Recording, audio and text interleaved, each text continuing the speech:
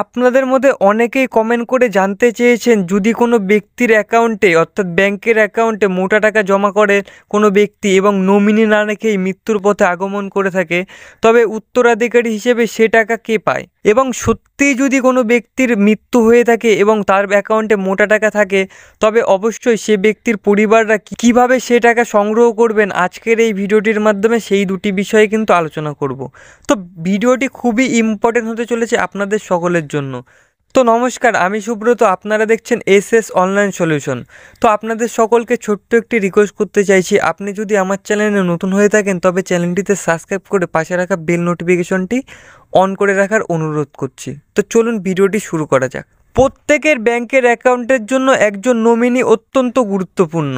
আপনি যখনই কোনো ব্যাংকের অ্যাকাউন্ট খুলতে যাবেন তখনই কিন্তু ব্যাংকের কর্মচারীরা অর্থাৎ আধিকারিকরা আপনাকে নমিনির বিষয়ে জিজ্ঞাসা করবেন।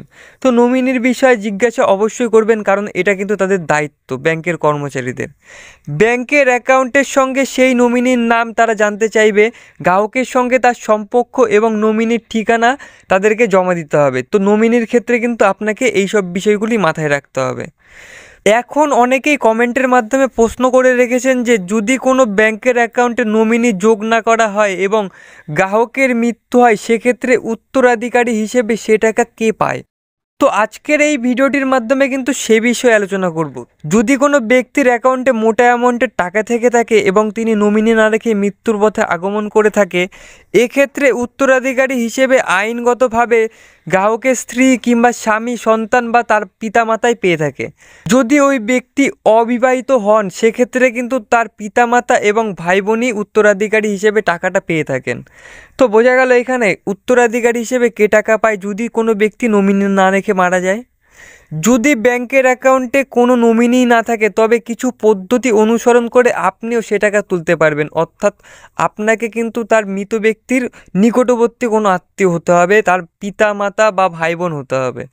গ্রাহকের মৃত্যুর পর ডেথ সার্টিফিকেট একটি কপি ব্যাংকে জমা দিতে হবে আপনাকে, সেক্ষেত্রে যদি কোনো ব্যক্তি নমিনি না রেখে মারা যায়। তো আগেকার দিনের লোকেরা নমিনি না রেখে অ্যাকাউন্ট খুলতো, এখন কিন্তু আর সে নিয়ম নেই। এখন ব্যাংকের অ্যাকাউন্ট খুলতে গেলে পরেই সর্বপ্রথমে নমিনির প্রয়োজন হয়।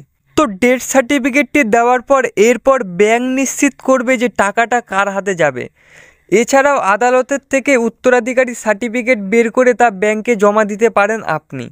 তো বোঝা গেল আপনি কিভাবে নমিনি না রেখে মারা গেলে পরে টাকাটি তুলবেন, এবং যদি উত্তরাধিকারীকে সেটাও কিন্তু জানা হলো আজকের এই ভিডিওটির মাধ্যমেই।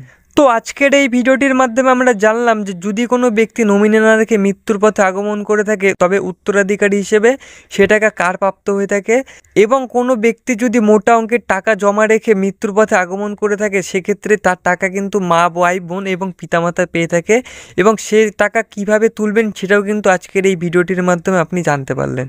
তো যাই হোক, আজকের মতন এখানেই শেষ করছি। ভিডিওটিতে লাইক, কমেন্ট এবং শেয়ার করতে ভুলবেন না।